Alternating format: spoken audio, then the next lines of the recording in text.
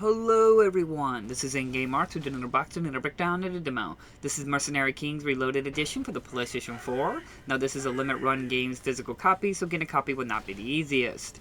Now this physical copy comes with the update version 1.05 already on disc, and since the making of this video, there were no updates available. So this is currently the most up-to-date version of Mercenary Kings on a physical copy, which is extremely nice. Now, this update 1.05 has a slew of alterations, fixes, updates, and so forth, and extra content to the game, as well as adding 2 newer characters, more weapons and knives, and so forth, fixing bug issues, and so on and so forth. It just adds a good amount of fixes and content to the game, so it's really nice that limit run games make sure that update was already on disc. Now, this Mercenary Kings Reloaded Edition is also available for the Switch and the Vita, so they are from limit run as well, so getting a copy from that other platforms will be difficult as well. Now, this game does support 4 players split screen, so that's extremely nice. Now, the game follows along as your mercenaries, now you're the Mercenary Kings, and you were ambushed, and a great deal of your Mercenary Kings were killed and attacked by the Claw Empire. And in the attempt to overthrow them, they were brought to an island where they were doing research onto a special 9 creatures to develop to overthrow the world. It's a pretty just straightforward and kind of 90s sprite graphic kind of style story game. Nothing too major, but overall characters and presentation and graphics are just generally really well done. The sprite is well done and detailed. It's really nice to see. Character models and the sprite work is really well done as well. And as well as that the weapons and variety and enemies you come across is pretty good looking as well. I was really impressed with the sprite graphic design. Though I do wish the sprite, the camera for the sprite graphics was panned out a little bit more, because it can be kind of close and then determine and so forth where everything is. Now, you can use your right joystick to move the camera around, so just keep that in mind if you're trying to look underneath you or above you or ahead of you. It can be very helpful in that department. Now, every time you start a mission, you go into it, you can select what mission you want to go into, and there's a variety of objectives you can do. Either the main objective, like rescue hostages, kill a particular enemy, gather resources, and so forth. And sometimes there's a bonus objective and even a secret objective that are within the game. So every time you play, there's like some little slew of things you can do. Of course, the main thing to Mercenary Kings is you can change out your gun. There's many customizations and alterations and playstyles in terms of how you want to make your gun. You can give it a shotgun ability, a magnum, a pistol, a machine gun, assault rifle, a sniper. And then you get all these styles, as well as adding different kinds of barrels, magazines, scopes, and stocks, and just so the kind of bullet ammunition you're going to use for the gun, in terms of having like acid rounds, fire rounds, electric rounds, and so forth. So there's a lot of customization in that department, which is extremely really well done. And every time you design your gun, you can have it adds weight to that gun. More weight means you move slower. I never really found this an issue. All you have to do is just roll your character, but some might prefer to be able to run quicker in case you're like doing a speed run and so forth. As you progress, you do unlock more other stuff, more knives, as well as cosmetic appearances like colors and so forth, as well as find other characters to help you in your mission.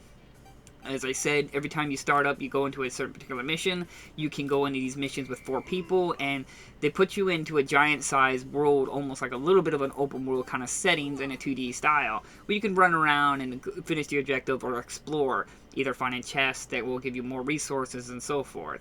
It's kind of well done. Like I said, it's pretty neat at how it is. The style and the presentation and the gameplay is really well done. It's challenging if you're not careful, if you don't plan ahead in terms of what items you're going to bring onto your mission, first aid, and so forth. And just the amount of exploration in any areas is generally very well done. I really enjoyed myself. The only griping flaw I found with the game is that it gets repetitive pretty quickly. The missions are generally always going to be the same. I mean, kill this enemy, capture this, get this particular resource, rescue hostages.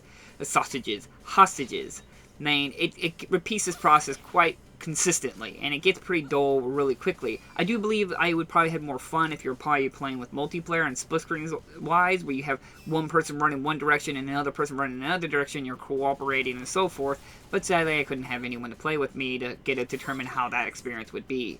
But Overall, I think the game is neat. I see a lot of flaws and so forth, and like I said, the repetitiveness, but the weapon customization is pretty neat, and I would like to see a little bit more done with that. Then the problem is that there's even particular limitations of what gun can use what particular ammo and style. I found this actually a little annoying. It felt like it was a little bit of a limitation to my playstyle. Like I wanted to use a shotgun style with a assault rifle kind of style. Like I'm loading with a shotgun. I mean, you could have had like really slow rate of fire or a long reload time. It just felt saddening that I couldn't have that kind of customization. I was restricted to having this particular ammo for this particular kind of style gun. I thought they could have done a little bit better there in terms of this customization, considering that's the main focus of the game.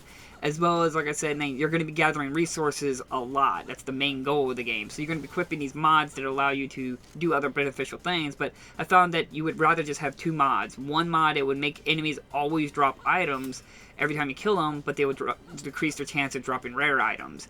But if you equip two of them, you have another one to increase their odds of dropping a rare item, but you just get less money completing a mission. I found that putting those two were the best combination because, it means I was always going to get resources and increase my odds of getting a rare item. So the only problem with this is that you'll be constantly getting resources, so that gets a little dull and repetitive really quickly because you're constantly picking up items. As well as that every time you pick up an item, you got to push down to pick it up. There might be a mod ability down the line that we can automatically pick it up, but like I said, you've already committed to those two mods that will give you more resources and rare resources. They're sacrifice that for just quick pickup. I don't see a lot of people doing that, nor would I. I just found that a little repetitive. The game is neat. I think the game has some merits to it, and I really enjoyed it. I hope maybe at some point I can play with somebody else to get a better experience in terms of its multiplayer focus experience, because I think that's where the main goal was for it, because you're the Mercenary Kings, you're a small band of group, trying to rescue your friends or take out the Claw. It makes sense, and it's more of a multiplayer experience. So overall, I say you look into it. I don't know if you want to spend buku bucks for it, but it still has a slew amount of content and experience compared to maybe other games that you could spend lots of money for and only get like a 4-hour experience. This has got a good amount of content, a good amount of unlocks and so forth, and progression in the game, so at least it's got a good amount of content to keep you going if you do spend a limited run third-party prices. So that's up to you in that department, whatever console you prefer it. This is the PS4 version, and I enjoyed it, but overall, I just had to stop playing it because I just started getting, like I said, worn down by constantly doing the same thing over and over and over. So thank you all for watching. I will leave links down in the description if you're an instant copy, and I'll see you guys in the next unboxing video. Bye-bye!